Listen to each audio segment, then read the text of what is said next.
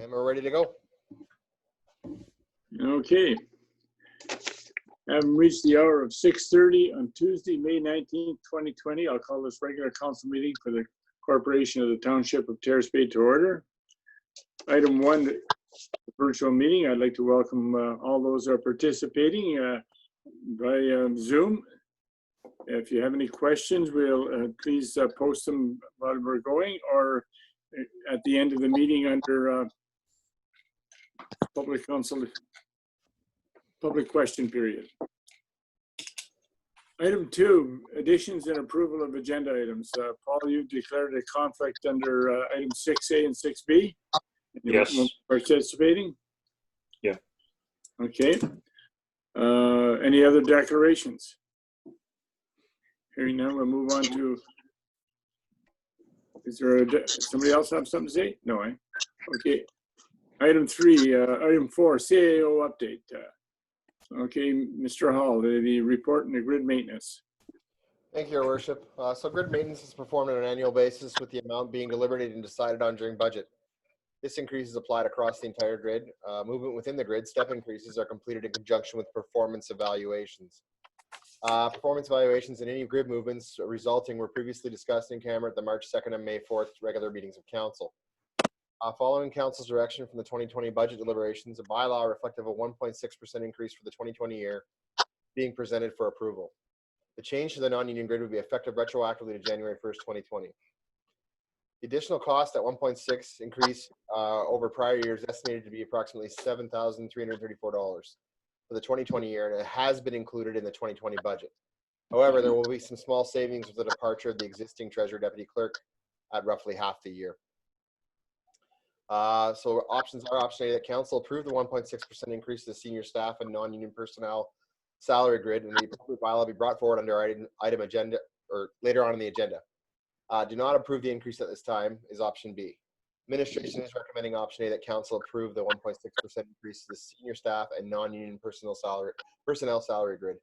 The appropriate bylaw be brought forward on the agenda. We've all reviewed this. Is any questions on this? Paul? I just got a question, John. What does point band mean on there? Where are you looking, Paul? Well, it's on the document, John. It says point band. It's got all the numbers, 24, 23, 22. So those are the pay bands, the pay levels that were created when the salary grid was first created. So the lowers are obviously starting at the lower numbers all the way up to 24. Beyond that, the significance of the numbers is just a separating factor between the different levels of management. Okay. Mayor Davis, there is a second resolution with this, and that's with respect to this grid step increase for the CAO clerk following the performance evaluation conducted in 2019. So we can deal with both resolutions at the same time if you'd like. Okay. Is there any objection to? Or back to back, sorry. Yeah, back to back, yeah. Okay, so anyhow, any other questions on this? Hearing none, we've all reviewed it, and it's a good question, Paul. So, Mr. Hall, would you read the resolution? Certainly. The first one is resolved that council approve the 1.6% increase to senior staff and non-personnel salary grid, and that the appropriate bylaw be brought forward. Okay, we have a mover. Paul, seconder, Rick. Any other questions? Hearing none, I'll call the motion to vote. All in favor, hands up. Hands down. Opposed? The motion is carried. Thank you very much. Now, would you read the second resolution? Certainly. Resolved that council approve the grid step increase for the CAO clerk following the performance evaluation conducted for 2019. Sorry about that. Okay. Any questions? Do we have movers? I'll move. Rick and seconder Mike. Any questions on this? We've all reviewed the evaluation. Okay, so all in favor, hands up. Hands down. Opposed? Motion is carried. Congratulations, John. Item 4B.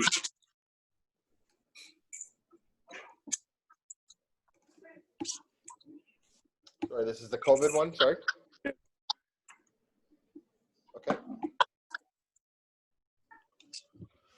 So the government has extended the emergency orders from the last date to May 29th, 2020. The declared emergency, which was declared on March 17th for the province, will continue until June 2nd. So that was extended as well. Terrace Bay declared an emergency on March 28, 2020, which is also still in effect. Our MECG meetings started out every second day. Then we moved to 2 times a week, and we are now down to once per week at a minimum or as required. The province was busy last Thursday as well as today. We officially have entered stage 1 of the reopening framework. I believe it's stage 1. We're might be on phase 2. I'm not really sure on the phase portion of it, but they've phased it out as we move along. So as of today, retail businesses that can offer curbside service can reopen. Restaurants have been open throughout the duration, but they could, as long as they could hold curbside service as well. And now retail follows that as well. No malls are permitted.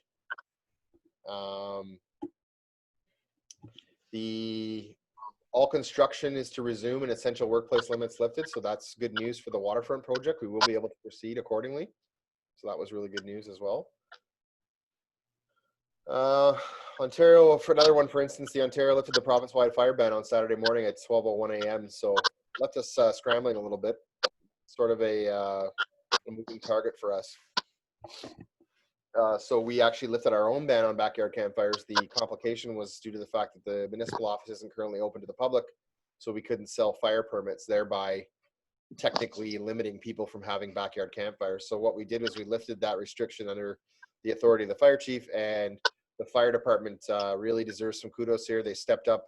They were willing to take on the increased call load for people requesting permits who'd had them before, also those people who hadn't had them before, and also taking care of the site inspections accordingly. So we'll figure out the billing end on the back end, but we did have, I believe, up to 60 calls handled by the FD, as well as some payment calls here in the office on Friday, Saturday. So that was good, and people did get to enjoy that. As part of the initial stage today, this is another one that sort of came up, was the government's permitting the reopening of some outdoor recreational amenities, including outdoor sports facilities and multi-use fields, off-leash dog areas, and outdoor picnic sites, benches and shelters in parks and recreational areas, effective as of Tuesday, March 19th, 2020.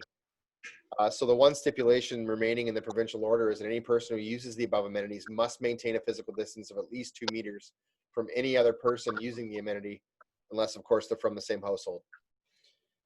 So outdoor playgrounds, play structures, fitness equipment, public swimming pools, splash pads, and similar outdoor water facilities will remain closed until later stages of the province's reopening plan. So that answers, I imagine, a number of questions council may have had when I said recreational facilities are starting to open up again. We are proceeding with preparations for the pool. I don't want to say we're optimistic, but it definitely sounds like it's going to be at a much later stage, and we'll have to make a determination at that time if we can maintain whatever standard the province gives us to open that pool in terms of cleaning, sanitizing, and on a consistent basis. So it's not closed yet. We will monitor the situation. In terms of as I mentioned, so parks are starting to open back up again, but playground equipment, as per provincial order, is still off limits. In terms of the township specific reopening plan, so we've been underway now for a couple of weeks. As I believe I previously stated, it will be a written plan, likely broken down by department, and obviously there'll be overlap in some obvious areas. For instance, serving customers at the front counter, whatever protocol we come up will be applicable across the organization. The library can use the same guidelines that we use. The Tourist Information Center can also use the same guidelines that we use. There's no sense in reinventing the wheel that way. We'll establish protocols for employees, the emphasis on screening before you enter the building, hand washing, sanitizing, physical distancing, cough etiquette, and the regular cleaning of workspaces. Physical distancing being one of the most important ones. I think it's continued to be emphasized by the health agencies as well as provincial and federal ministries of health. But also some protocols for the public entering our space, providing services and keeping everyone safe. That's basically the theme of this whole thing. Have the public come in, conduct their business, and exit the building accordingly. They're trying to discourage loitering and trying to discourage gatherings of any kind to sort of this thing in the bud. But also encourage hand washing both before and after they come to our facility to avoid bringing the disease in, but also potentially carrying it back out. Right now, lots of ordering of sanitizer related supplies, signage, and general planning for building usage. Obviously, the province changing some things on a daily basis is kind of making some of this a moving target. But at the same time, too, we don't want to get caught up in in the semantics of anything. That the skate park, for instance, is included in one of the outdoor facilities that needs to be that can be reopened. We didn't clean the skate park on any sort of basis before, so really, I think we could probably erect signs there and just monitor the social and physical distancing, and allow that outdoor amenity to reopen. So, as much as we don't want this to become a 200 or 300 page document, it has the ability to get pretty lengthy pretty quick. So. Most important thing again is safety for us, safety for our employees, and safety for the public. That's the summary. If there's any questions on council, I'll be happy to address them. Paul? Yeah, John, you read the newspaper every day, you look around, everyone's canceling all their events.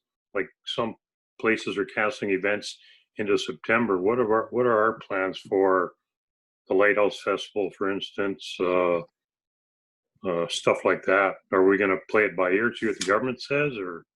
Essentially, that's been our approach thus far. We haven't canceled anything officially.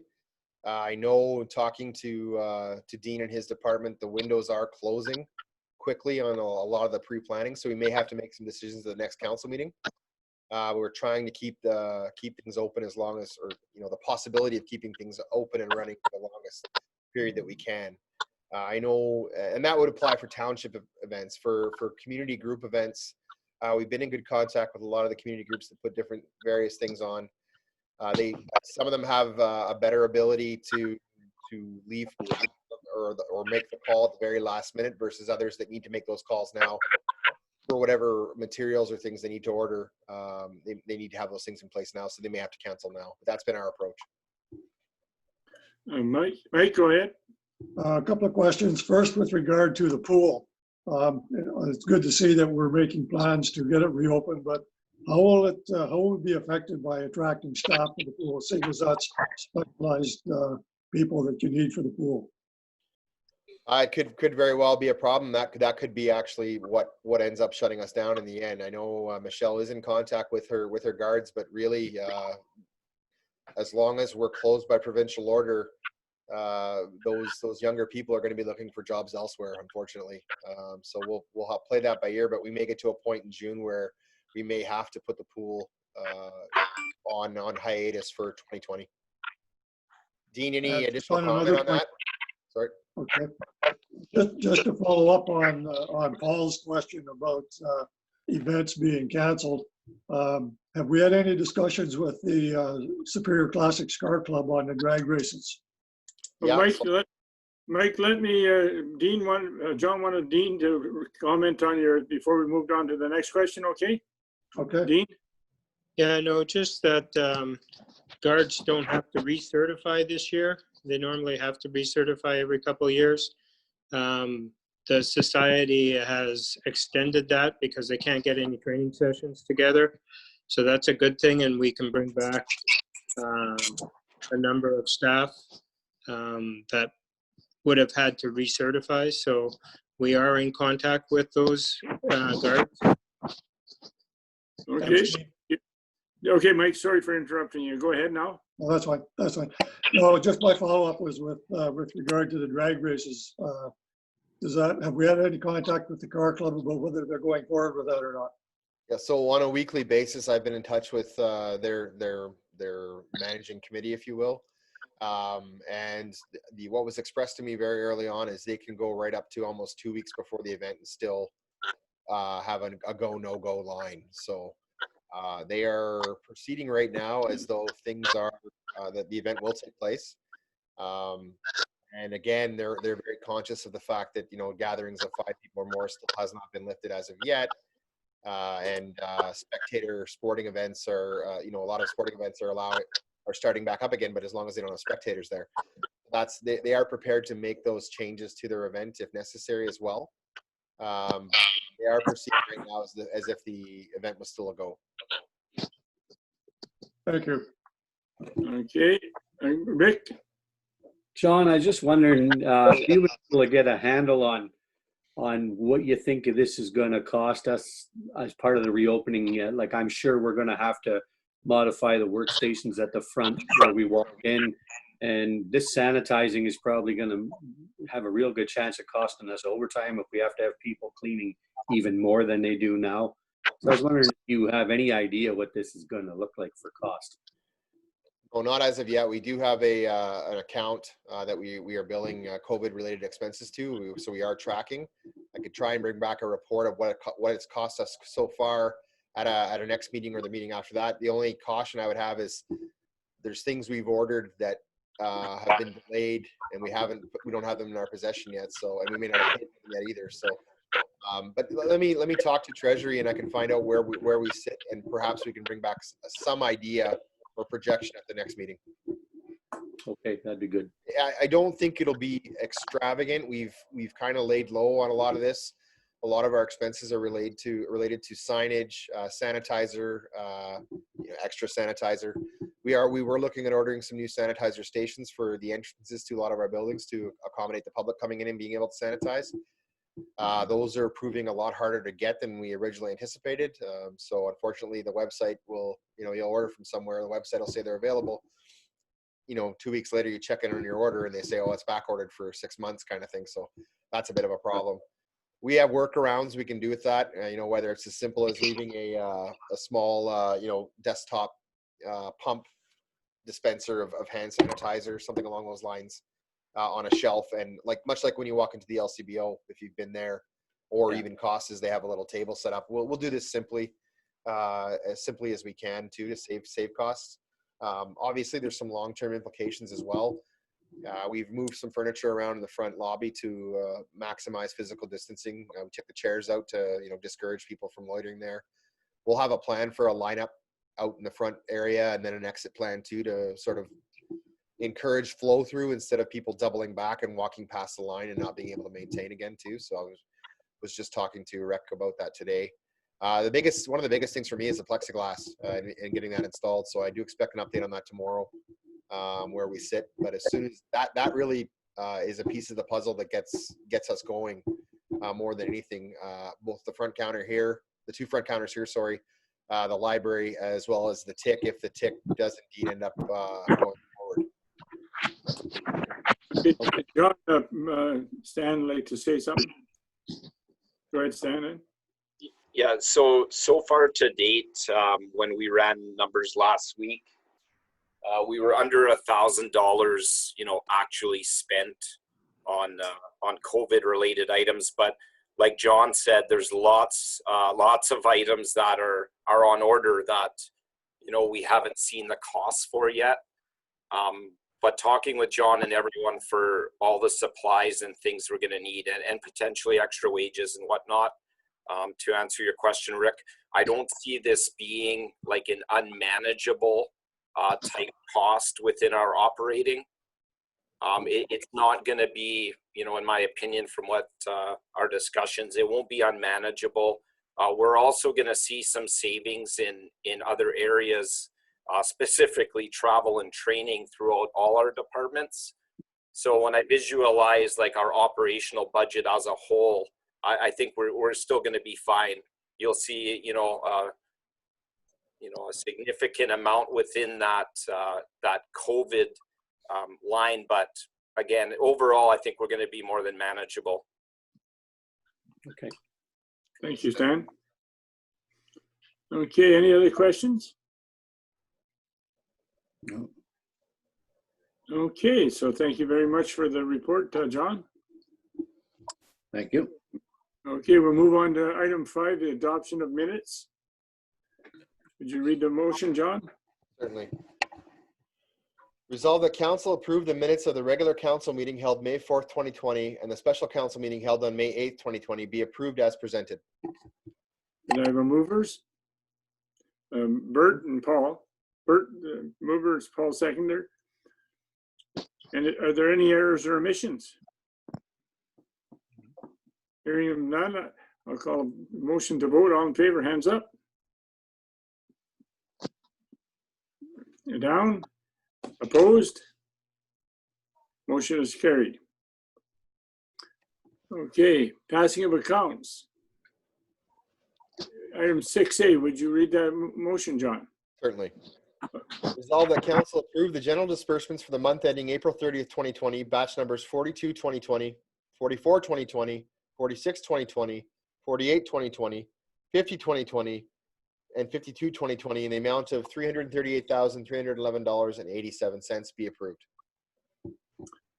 Okay, any questions? Hearing none, I'll call for a movers. Rick, mover, seconder, Bert. Any questions? Hearing none, call the motion to vote. All in favor, hands up. Okay, hands down. Opposed? Motion is carried. Item 6B. Is there another motion there? Or did I read that wrong? Just pardon me, oh the heck. Okay. Okay, we'll move on to